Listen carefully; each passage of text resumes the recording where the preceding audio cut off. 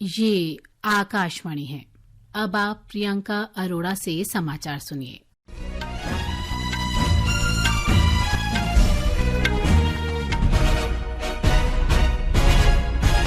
भारतीय निशानेबाज मनु भाकर और सरबजोत सिंह ने पेरिस ओलंपिक में 10 metre air pistol mix team स्पर्धा में देश के लिए दूसरा कांस्य पदक जीता। मनु भाकर एक ही ओलंपिक में 2 पदक जीतने वाली स्वतंत्र भारत की पहली भारतीय खिलाड़ी बन गई हैं। मनु और सरबजोत की जोड़ी ने दक्षिण कोरिया के ओह ये जिन और ली वोन्हो को 16-10 से हराया। पुरुषों की डबल ट्रैप के क्वालिफिकेशन में इस समय पृथ्वीराज चुनौती पेश कर रहे हैं। महिला वर्ग में श्रेयसी सिंह का मुकाबला चल रहा है। हॉकी में आज शाम भारत का मुकाबला आयरलैंड से होगा।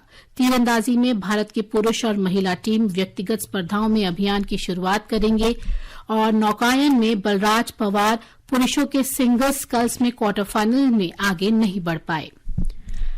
प्रधानमंत्री नरेंद्र मोदी ने कहा है कि देश की सकल घरेलू उत्पाद जीडीपी 8% की दर से बढ़ रही है और वह दिन दूर नहीं जब यह वैश्विक स्तर पर तीसरी सबसे बड़ी अर्थव्यवस्था बन जाएगी।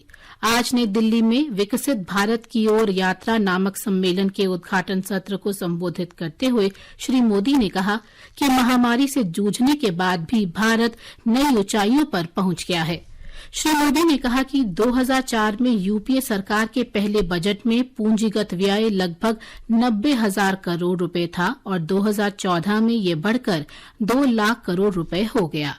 श्री मोदी ने कहा कि पिछले 10 वर्षों में 25 करोड़ लोग गरीबी रेखा से बाहर निकले।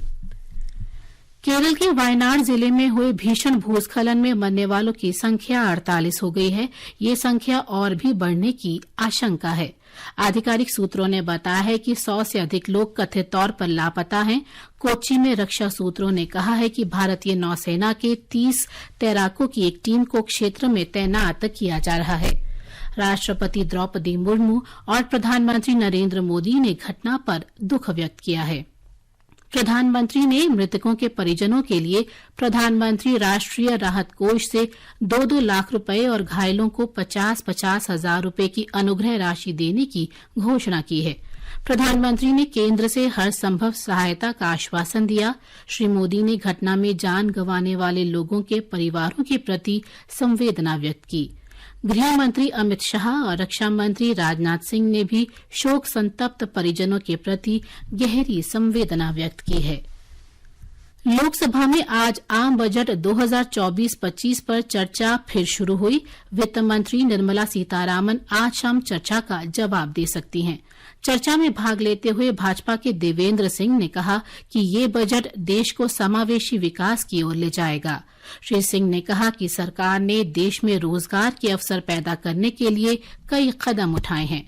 उधर समाजवादी पार्टी के अखिलेश यादव ने कहा कि इस साल के बजट में बेरोजगारी और ग्रामीण क्षेत्रों के विकास के बारे में ध्यान नहीं दिया गया है। देश में प्राकृतिक खेती करने वाले किसानों को सरकार सब्सिडी देने पर विचार कर रही है।